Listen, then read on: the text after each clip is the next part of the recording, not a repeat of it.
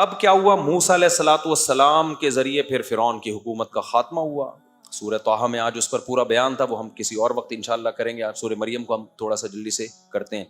تو فرعون کی حکومت کا موسیٰ علیہ السلام کے ذریعے خاتمہ ہو گیا، اور پھر پورا وہ حکومت دوبارہ کس کی آ گئی؟ بنی اسرائیل کی. پھر اللہ نے بنی اسرائیل کو حکم دیا کہ کچھ کام اللہ نے خود کر دیے جو تمہارے بس میں نہیں تھے. اچھا، موسیٰ علیہ السلام کو اللہ نے یہ نہیں کہا کہ فرعون کے خلاف بغاوت کرو. وجہ اس کی یہ تھی کہ اسلام بھی گراؤنڈ ریئلٹی کو دیکھتا ہے. بہت پاورفل حکومت تھی جو اپنے اوپر ظلم سہ رہی تھی، وہ ظلم کے خلاف آواز نہیں اٹھ کرتی. وہ بندوقیں توپیں لے کے فرعون کے محل پہ چڑھائی کیسے کرتی؟ گراؤنڈ ریئلٹی یہ تھی کہ بھائی ان سے لڑا نہیں جا سکتا. اس لیے صبر صبر صبر، استعینوا باللہ واصبروا، اے میری قوم اللہ سے مدد کرو، مدد طلب کرو اور صبر کرو. آج ہمارے یہاں کیا ہوتا ہے؟ تھوڑی سی طاقت آئی اور ایک دم خلافت کی باتیں شروع، الٹ دو سارا نظام، پلٹ دو. اس کا نتیجہ الٹنا پلٹنا کچھ بھی نہیں ہوتا، اور لاشوں کے انبار لگ جاتے ہیں اور فساد پھیل جاتا ہے سوسائٹی میں. جب یہ لڑائی ہوئی تھی نا یہودیت کی 67 یا 71 کی جو وار ہوئی تھی نا عربوں کی اور اسرائیل کی، پتہ ہے آپ کو؟ عرب اسرائیل جو جنگ ہوئی تھی، مولانا ابو الحسن علی ندوی رحمۃ اللہ علیہ نے کہہ دیا تھا اس میں فتح اسرائیل کو ہوگی، عربوں کو نہیں ہوگی. حالانکہ عرب اس وقت بہت پرہیزگار تھے اور بہت بڑی تعداد میں تھے، اور سب میں لڑنے کا بے پناہ جذبہ تھا. ابو الحسن علی ندوی بہت بڑے عالم گزرے ہندوستان میں، بڑے محقق، آج ان کی ساری پیشگوئیاں پوری ہو رہی ہیں. انہوں نے کہا تھا فتح کس کو ہوگی؟ اسرائیل کو. لوگ حیران ہوئے کہ حضرت آپ کیا بات کر رہے ہیں، ادھر عرب اتنے، مصر بھی لڑ رہا ہے، لبنان بھی لڑ رہا ہے، اور سعودی عرب بھی تعاون کر رہا ہے. تو انہوں نے کہا کہ جہاں حقیقت اور صورت کا مقابلہ ہوتا ہے نا، وہاں کامیابی حقیقت کو ملتی ہے، صورت کو نہیں. کہا کہ یہاں صورت تو ہے، نعرے، جذبے، سجدوں کے محراب، اللہ کی یاد میں رونا، شہادت کے جذبے، تیاری نہیں ہے. یہودی کے پاس کچھ بھی نہیں ہے، تیاری پراپر کر کے میدان میں اترا ہے. اسے پتا تھا کہ مصر سے بھی حملہ ہو سکتا ہے، میں جب یہ کروں گا، پہلے سے اس نے اس کا انتظام کیا ہوا تھا. خفیہ ایجنسیاں چھوڑی ہوئی تھیں کہ مصر کے طیارے اڑنے کا پروگرام بنائے نا تو بتا دینا ہمیں، تاکہ ہم ایئرپورٹ پہ ہی تباہ کر دیں ان کو. تو ہوا یہ کہ مصر کے طیارے ابھی تیاری کر رہے تھے نا، جہازوں پہ کپڑا پڑا مار رہے تھے صبح اٹھ کے، یار اسرائیل نے حملہ کیا، چلو ہم بھی تھوڑا سا شیمپو ویمپو سے نہائیں. ان کے پائلٹوں نے کہا کہ ہم بھی جا کے، ظاہر ہے وہ یہودی ہے، وہ پہلے سے اس کو پتا تھا کہ یہ چین سے تھوڑی بیٹھیں گے جب ہم حملہ کریں گے فلسطین پہ.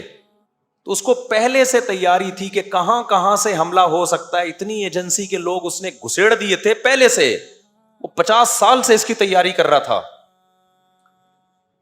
اور پوری پراپر تیاری کے ساتھ اس کو. تو ہوا یہ کہ ابھی اس نے پورا اڈا ہی اڑا دیا کس کا؟ ایئر اٹیک کا. تو مولانا ابو الحسن ندوی چونکہ حالات دیکھ کر آئے ہوئے تھے نا سارے، انہوں نے کہا ادھر جذبہ بہت ہے، تیاری بالکل بھی بولو نہیں ہے، باتیں ہیں تیاری نہیں ہے. ادھر پوری پراپر تیاری ہے اسرائیل کی. آج بھی یہی کچھ ہو رہا ہے، پھینکتے رہو بس، میں یہ کر دوں گا، میں یوں کر دوں گا. کچھ لوگ رو رہے ہیں آ کے، ابے تمہارے پاس پیکج کیا ہے؟ پھر مولویوں کو برا بھلا کہہ رہے ہوتے ہیں، ممبر پہ بیٹھ کے شادیوں کی باتیں کر رہے ہیں، جہاد کر نہیں رہے. تم بھی تو مولویوں کی مخالفتیں کر رہے ہو ممبر پہ بیٹھ کے، تم کیا کر رہے ہو؟ تم کون سا جہاد کر رہے ہو؟ تو باتیں کرنے پر گورنمنٹ کی طرف سے کوئی پابندی نہیں ہے. تیاری دیکھو، قرآن میں اللہ نے کہا، کیا کہا؟ اعدوا لهم ما استطعتم من قوہ، تم دشمن کے خلاف طاقت اور قوت تیار کرو. اعدوا کا مطلب پہلے تیاری کرو اس کی. قرآن نے یہ نہیں کہا کہ دشمن کے خلاف راتوں کو اٹھ کے رونا شروع کر دو ابھی سے، اور شہادت کے لیے جیکٹیں یعنی چلو وہ بھی کسی حد تک تیاری میں آتی ہے جو جیکٹیں تیار ہوتی ہیں، لیکن شہادت کے لیے تقریریں شروع کر دو، جذبہ بڑھاؤ. یہودی کہتا ہے جذبہ گیا بھاڑ میں، پہلے تم یہ دیکھو تمہارے پاس ٹینک ہیں جو مقابلہ کر سکتے ہیں. پھر بین الاقوامی طاقتوں کو اپنے ساتھ ملانے کے لیے اس نے کیسی کیسی چالیں چلی ہیں.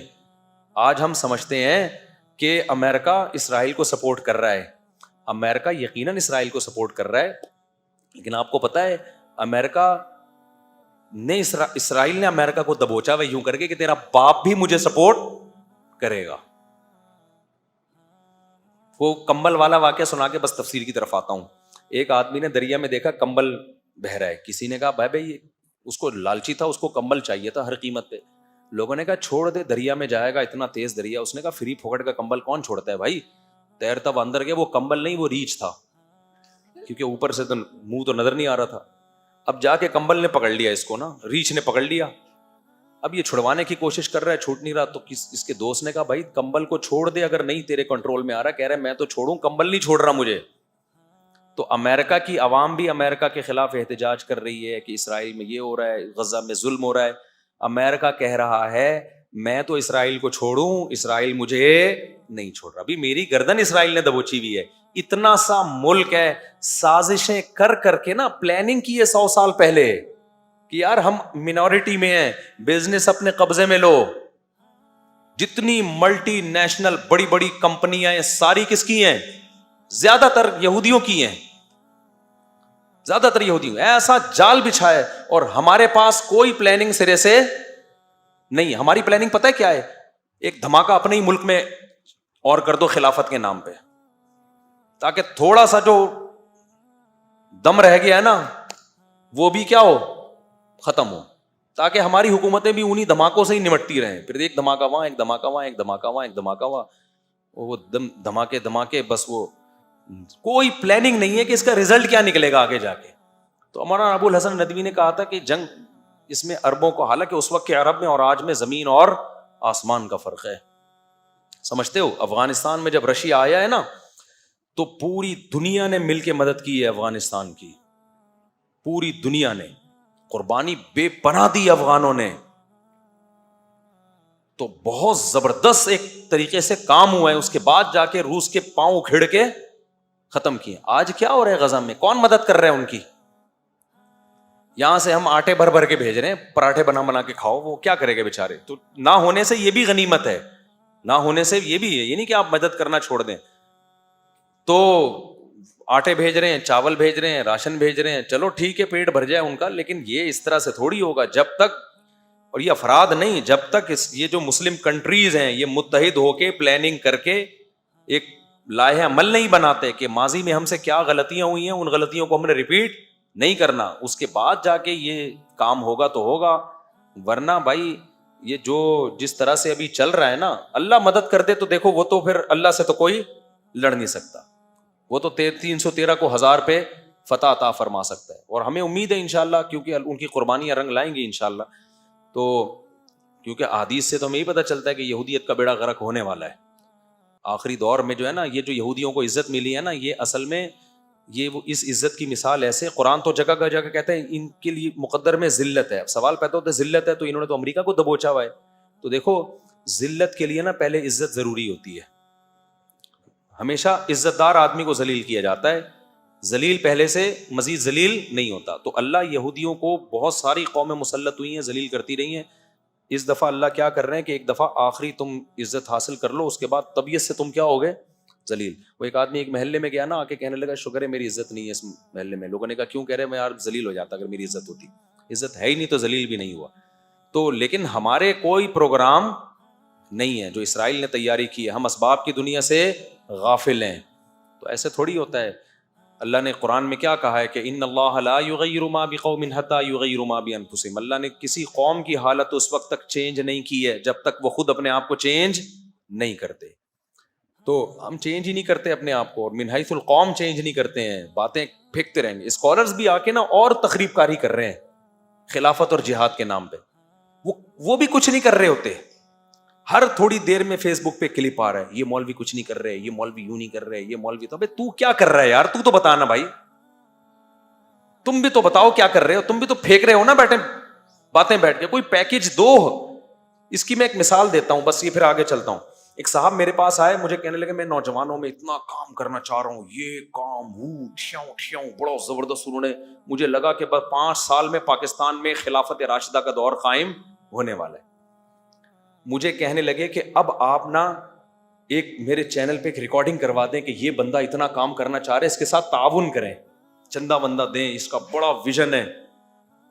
ابے میں نے کہا کچھ کام تو کر کے دکھا میرے بھائی. میں تیرے لیے چندے کا اعلان کروں, کروڑوں روپے لے کے تو مارکیٹ سے شارٹ,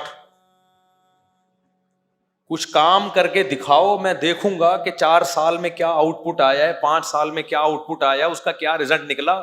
پروگرام شروع میں ہی وڑ تو نہیں گیا کہیں تمہارا, جو تھوڑا بہت پروگرام چل رہا ہے ایسا نہ وہ بھی بڑھ جائے. 15 سال یا 10 سال پہلے وہ بندہ آیا تھا, 10 سال ہو گئے, کخ ایک کیل بھی نہیں ٹھوکی ہوگی کہیں جا کے نظام تبدیل کرنے کے لیے. تو آپ کچھ کرو نا, اگر کوئی پازیٹو کام کرتے ہو تو وہ کیا ہے, شاعر نے کہا ہے نا کہ لوگ شامل ہوتے رہیں گے, کارواں بنتا رہے گا. کام کرو آپ, خود پبلک دیکھے گی. تبلیغی جماعت 2 آدمیوں نے شروع کی تھی اور آج پوری دنیا میں ہے یا نہیں ہے؟ کوئی پبلسٹی کی, کوئی پمفلٹ لگایا انہوں نے؟